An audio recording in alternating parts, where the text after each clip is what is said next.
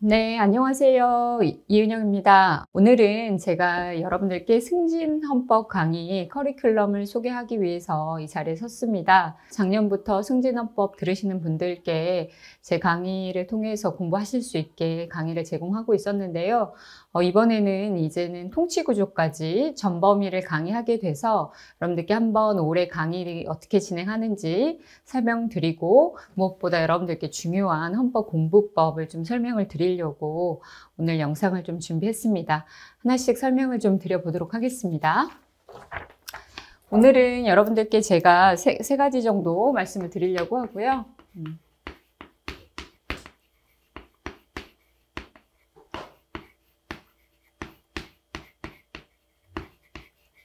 승진헌법 커리큘럼이 어떻게 진행될지 하고, 그 다음에 이제 여러분들이 보셔야 될 교재, 필수 교재가 있고 또 선택하실 교재들이 있는데 교재에 대해서 좀 설명을 드리고, 마지막으로 헌법 공부법을 좀 설명을 드리겠습니다.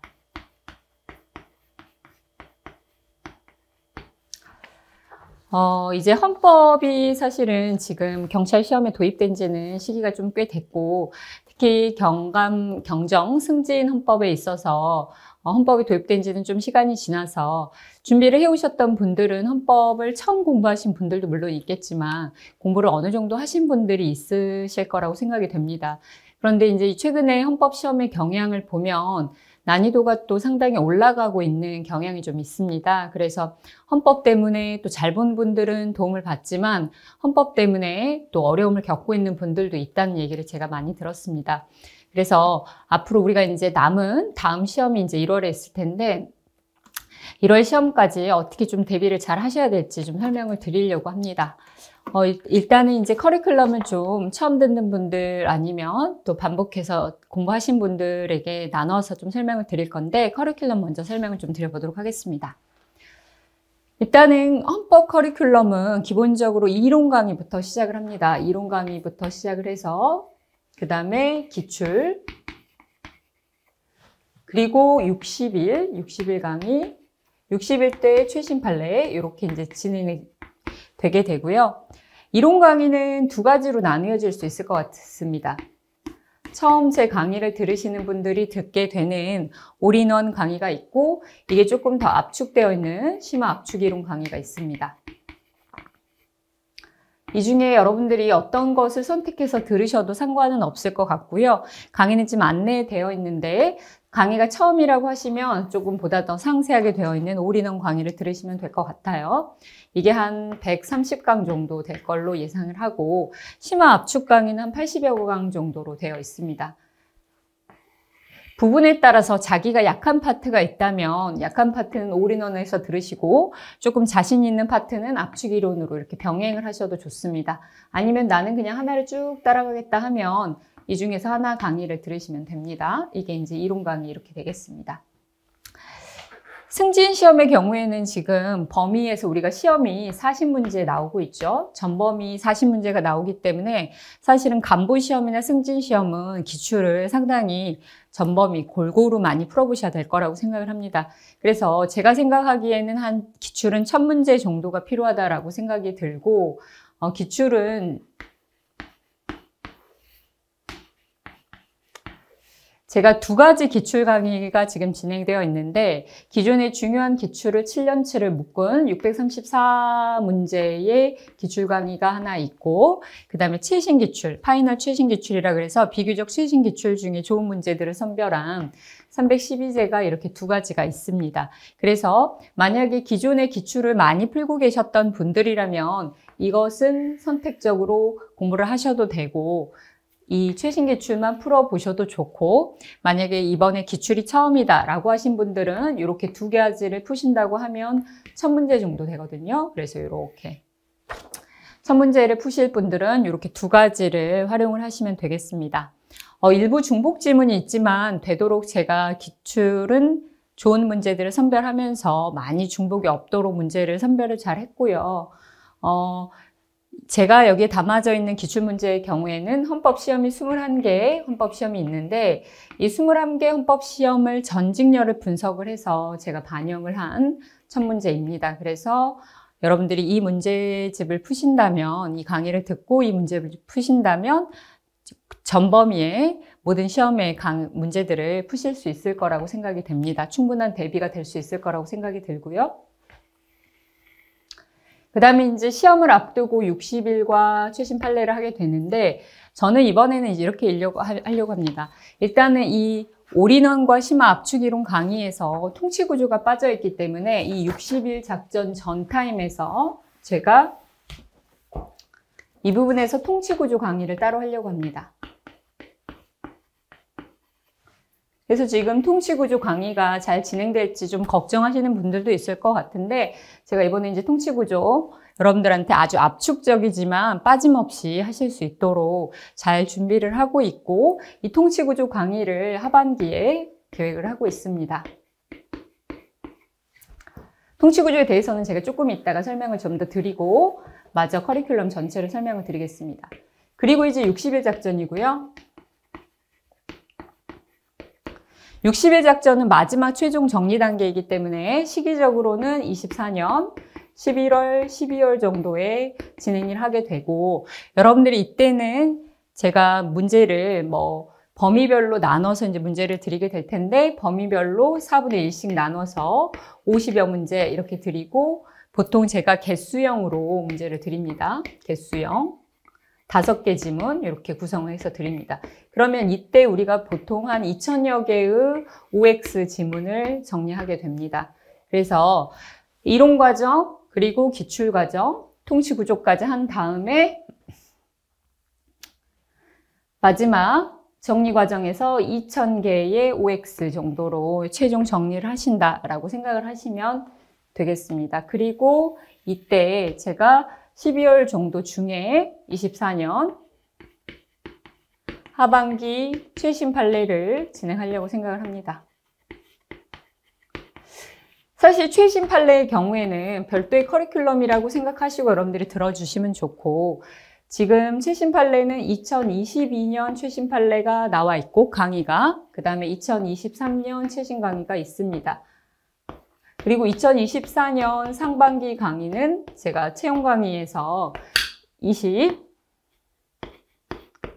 7월 달에 진행 예정이고요. 말씀드린 것처럼 24년 하반기 강의는 우리 승진을 위해서만 별도로 강의를 진행할 것이고, 이것을 24년 12월경에 제가 진행을 하려고 생각합니다. 이렇게 되면 여러분들이 2, 3, 4년 3개년 최판을 보시게 되는 것이죠. 이렇게 진행을 하겠습니다.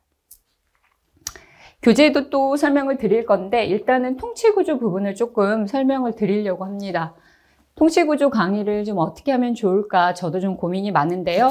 일단은 제가 이제 통치구조 부분이 어떻게 출제됐는지 조금 정리를 한번 해봤습니다. 통치구조는 일단은 여러분들한테 제가 지금 이 이론 강의를 별도로 하고 기출 강의 한 다음에 여기 하반기에서 통치구조를 하려고 하는데, 이렇게 별도로 따로 잡은 이유가 있습니다. 일단은 통치구조가 현재 물론 한 10문제 가까이 나왔던 때도 있지만, 현재로서는 40문제 중에서 6개에서 7개 문제가 출제가 되고 있고 범위가 좀 적습니다. 그런데다가 난이도가 우리 기본권론 파트보다는 난이도가 조금 낮은 편입니다. 그리고 중요한 거, 조문 위주로 혹은 중요한 판례 위주로 나오기 때문에 여러분들이 사실은 다른 시험처럼 통치구조를 아주 방대하게 공부하는 것은 조금 비효율적이라고 생각이 듭니다. 주제도 계속 반복해서 나오는 것들이 나오고 있어서 통치구조를 제가 이렇게 하반기로 별도로 빼서 조금 압축적으로 강의를 하려고 생각을 하고 있습니다.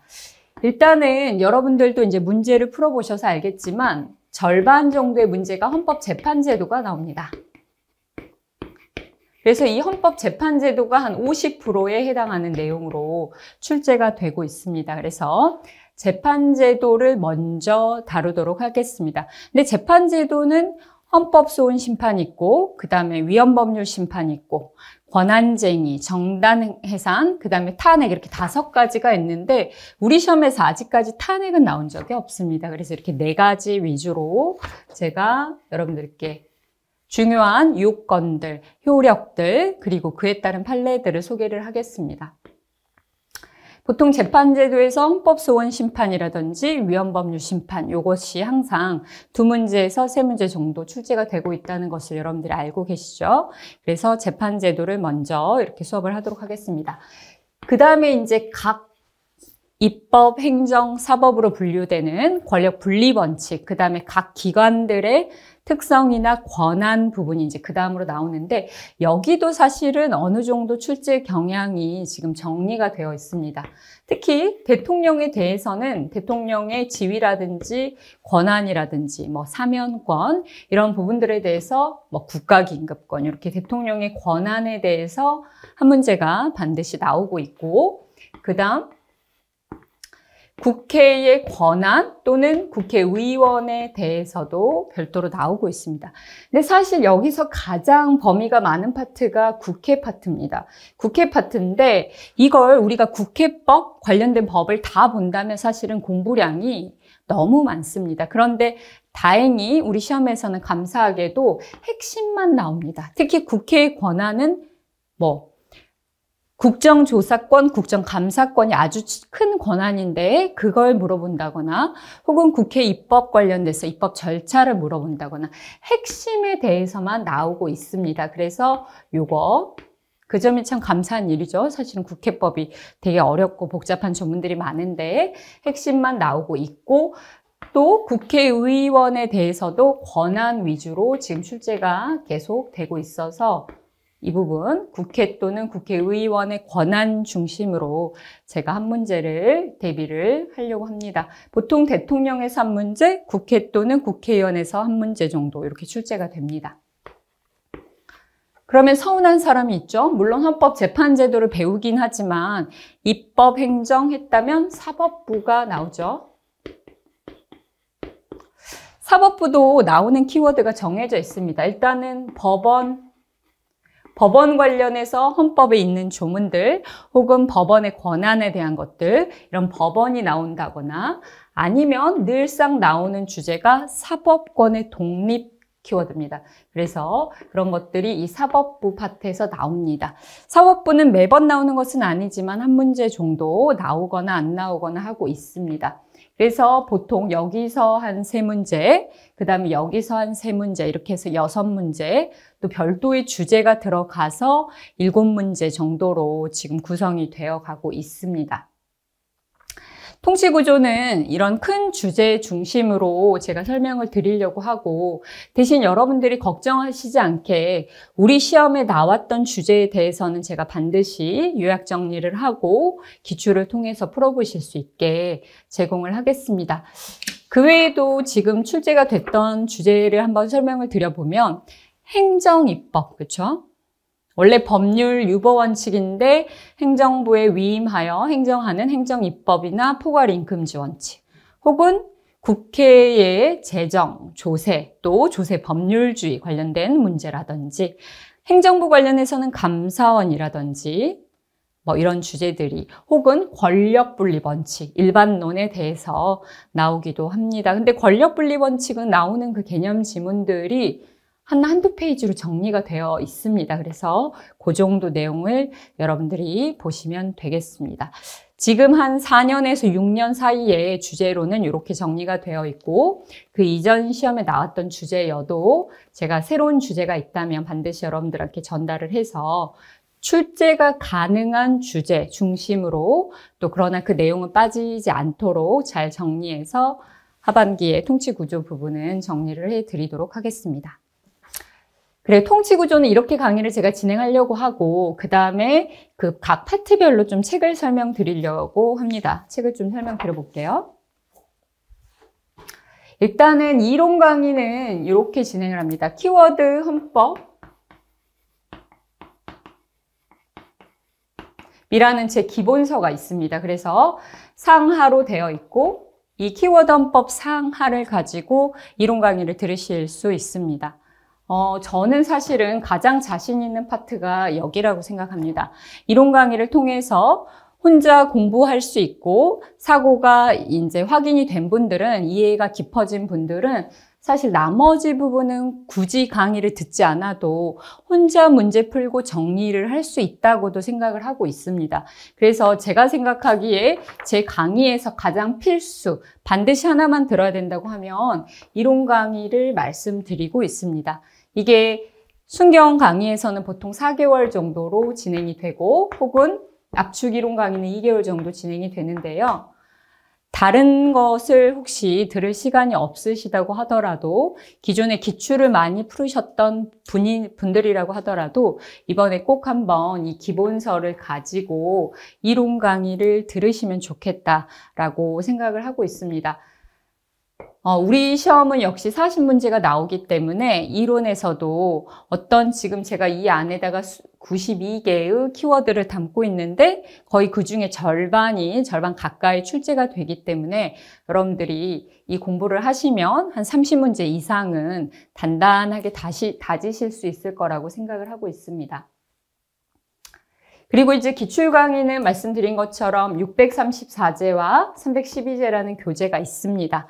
기존에 문제를 많이 푸신 분들은 이것만 푸셔도 되고 혹은 활용하실 수 있는 기출이나 OX가 있으시다면 이것은 그렇게 활용을 하셔도 좋을 것 같습니다. 기출은 그렇게 되고요. 그 다음에 통치 구조는 일단은 제가 이렇게 설명을 들었는데 중요한 주제에 대해서 여기 4번이네요. 중요한 주제에 대해서 제가 이론을 정리하고 이론과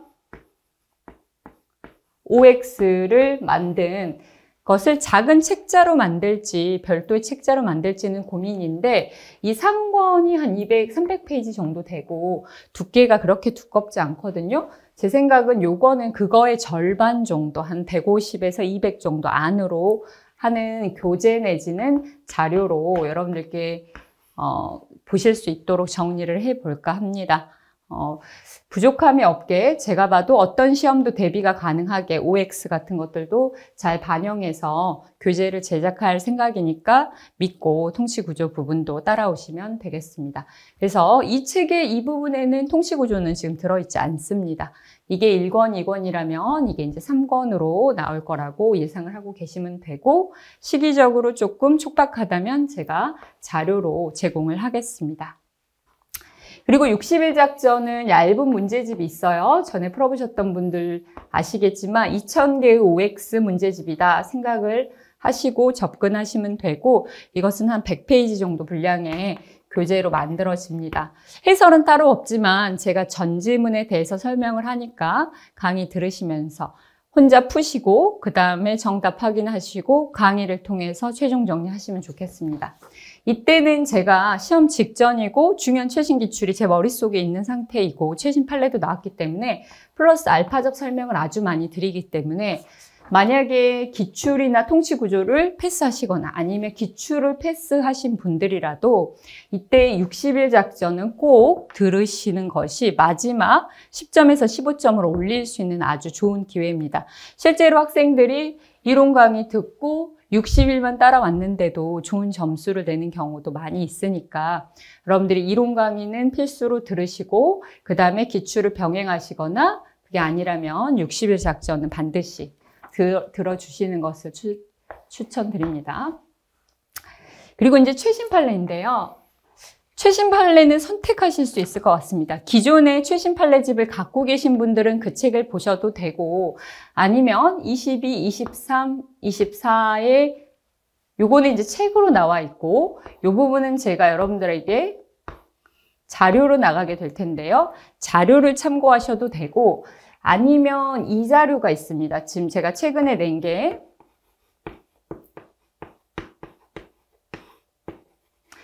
(3개년) 최신 판례 OX 문제집이라는 것이 있습니다. 요거는 2021년부터 2023년에 자료를 묶은 것이고요. 그 판례를 소개하고 그 판례가 출제된 기출 지문을 싹 모은 것입니다. 거기에 더해서 아직 출제되지 않은 중요한 판례의 경우에는 제가 예상 지문도 넣고 기출, 그 다음에 예상 지문, 그 다음에 제 책의 장점이라면 이 판례와 비교해서 봐야 되는 판례들이 분명 있는데 모순되어 보이는 판례라든지 아니면 견해를 바꾼 판례라든지 이렇게 변경되어서 중요한 비교 판례들이 있는데 이 비교 판례의 OX까지 같이 보실 수 있게 제가 구성을 했습니다.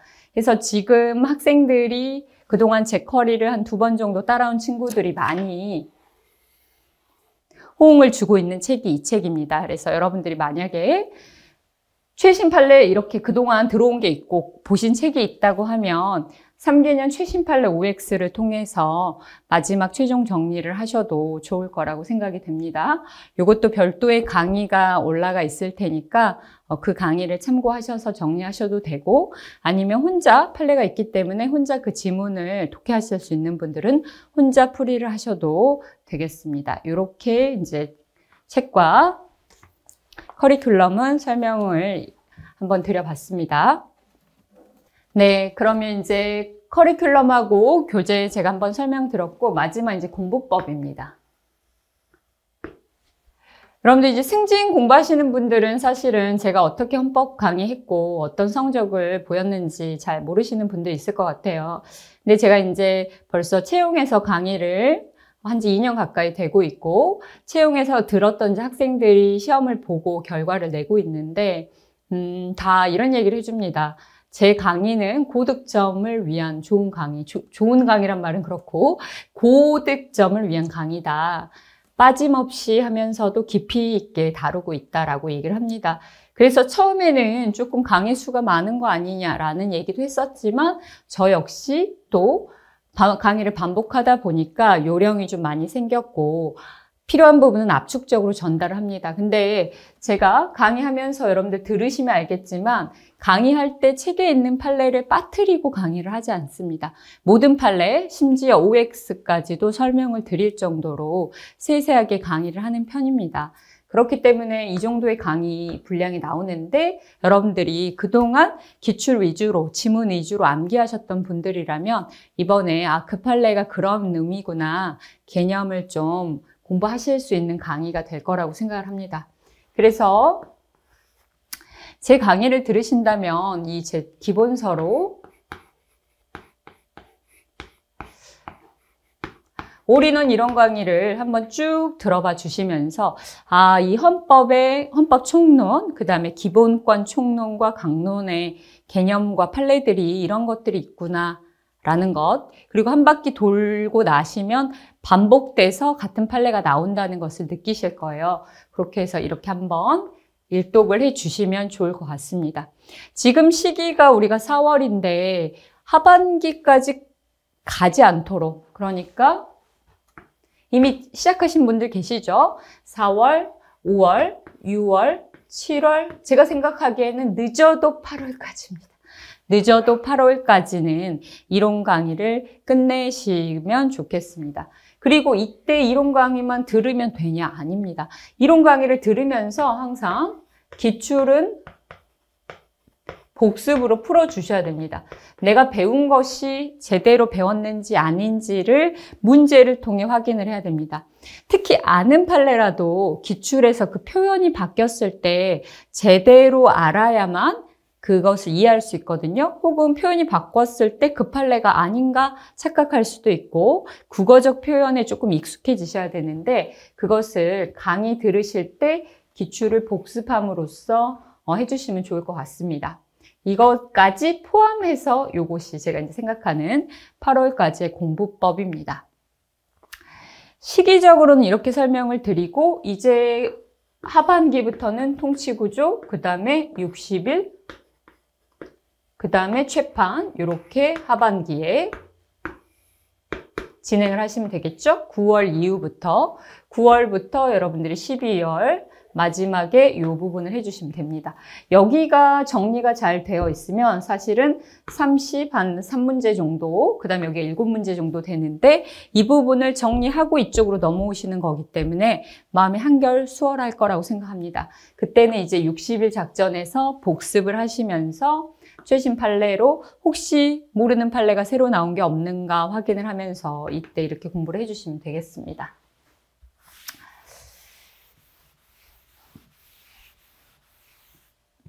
그리고 설명드리고 싶은 것은 이런 부분입니다. 요즘 헌법 승진시험의 경향을 봤을 때 이런 문제를 하나 예를 들어볼 수 있을 것 같아요. 우리 승진에서 국가배상 청구권 문제, 저한테 질문을 가장 많이 하셨습니다. 승진 강의를 들으셨던 분들, 또 승진 시험을 보셨던 분들이 이 문제를 가장 많이 질문을 하셨어요. 우리 과거사 사건, 그 다음에 5.18 사건에서 보상금을 줬습니다. 보상을 줬는데 이 보상금을 줬다는 이유로 그 이후에는 재판상 화해가 되었다고 간주를 했습니다. 그래서 더 이상 청구하지 못하도록 규정이 이렇게 되어 있었습니다. 이게 법의 규정이었습니다. 이 부분이 헌법재판소에 가서 어떤 판단을 받았냐면 두 가지로 나누어졌었습니다. 이 보상금 안에 적극적 손해, 소극적 손해는 들어있었다. 그러니까 이 부분을 화해간주해서 추가 청구 못하도록 한 것은 합헌이다. 이렇게 판단을 받았고, 다만 적극적, 소극적 손해가 아니라 정신적 손해, 이 부분은 보상금에 포함된 적이 없다. 그런데도 정신적 손해까지 재판상 화해 간주해서 추가 청구를 제한하면 위헌이다. 안 된다. 위헌이다. 라고 결론이 났습니다. 근데 우리 시험에서 원래는 이 위헌 부분이 항상 출제가 됐어요. 그래서 쉽게 학생들은 이 판례를 모두 다 위헌 판례로만 기억을 많이 하고 있었습니다. 근데 이번에 승진 문제에서는 이 부분을 출제해버린 거죠. 이 부분. 적극적, 소극적 손해 부분은 어떤가? 이 부분에 관해서는 국가배상 청구권을 침해하지 않는다 서술어로 출제했습니다. 합헌이란 얘기죠. 침해하지 않는다. 그러니까 뭐죠? 맞는 지문이었습니다. 오 지문. 그런데 많은 분들이 위헌을 떠올리면서 이 부분은 보지 못하고 요거라고 당연히 생각하고 틀린 지문으로 고르셨어요. 근데 이 문제가 개수형이었죠. 그래서 이걸 정확히 모르는 분들은 이 문제를 모두 틀렸습니다. 대부분 이 문제가 가장 오답률이 높았던 문제라고 제가 들었는데 이 문제를 이렇게 틀리셨습니다. 이 말씀을 드리고 싶은 거예요. 이렇게 교수님들이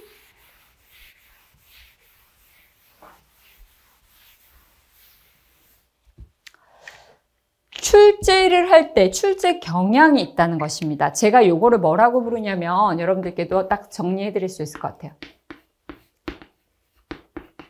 위헌 판결인데 위헌 판결 중에 합헌 쟁점이 있는 겁니다. 그쵸? 이 판례 분명 우리가 위헌인 거 알고 있습니다. 그런데 이 부분 안에 뭐가 들어있죠? 이 적극적, 소극적 손해 부분은 합헌이라는 합헌 쟁점이 들어있는 거예요. 그러면 교수님들이 이 위헌인 거는 너무 쉽기 때문에 뭘 출제해버린다?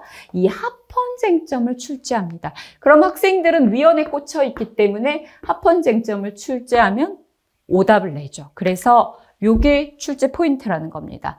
위헌 판결에 합헌 쟁점이 출제가 된다. 그렇기 때문에 하나의 판례, 이렇게 중요한 판례의 경우에는 위헌 판결이라고 할지라도 합헌 쟁점이 있는지를 꼭 기억하셔야 되고 이 부분이 출제될 수 있다를 염두하고 공부를 하셔야 되겠습니다. 그래서 모든 판례를 할 필요는 없고 위헌 판결이지만 합헌 쟁점이 있는 판례들을 공부하시면 됩니다.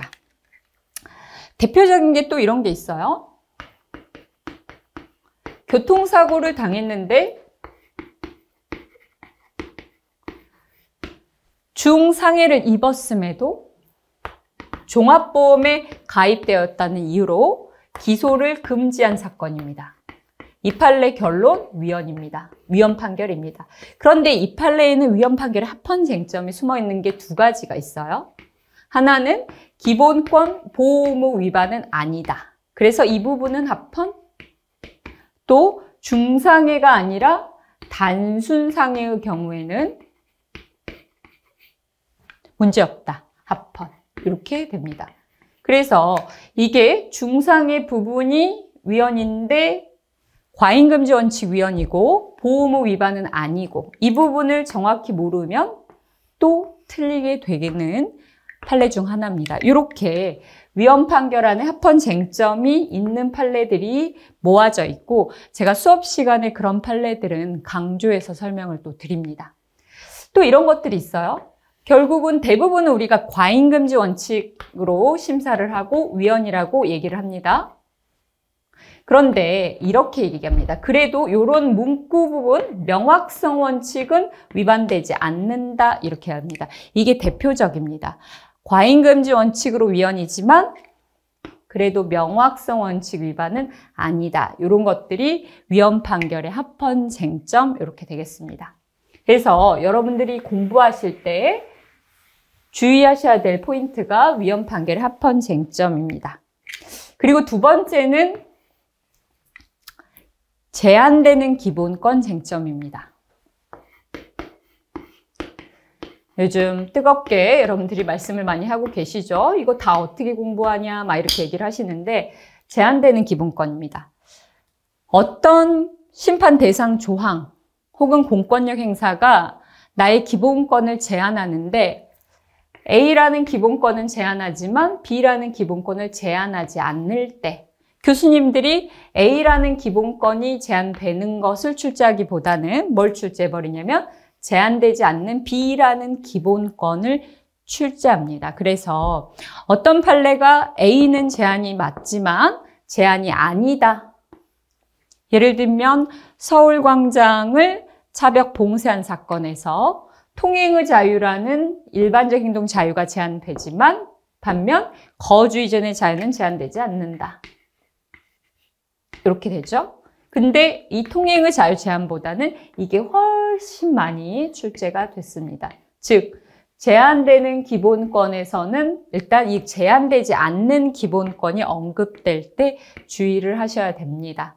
제가 제한되지 않는 기본권의 경우에도 판례마다 표시를 하고 있고 기출이 된 것들은 다 기출 표시가 들어 있습니다. 그래서 여러분들이 책을 보실 때 이 제한되는 기본권 쟁점을 주의하시면서 공부하시면 됩니다. 그래서 여기서는 세부적으로는 이렇게 얘기를 할 수 있습니다. 제한되지 않는 기본권이다 라고 얘기하면 여러분들이 요거를 이거는 되지만 이거는 안 된다를 기억해 주셔야 되고 두 번째는 평소에 이게 제한될까?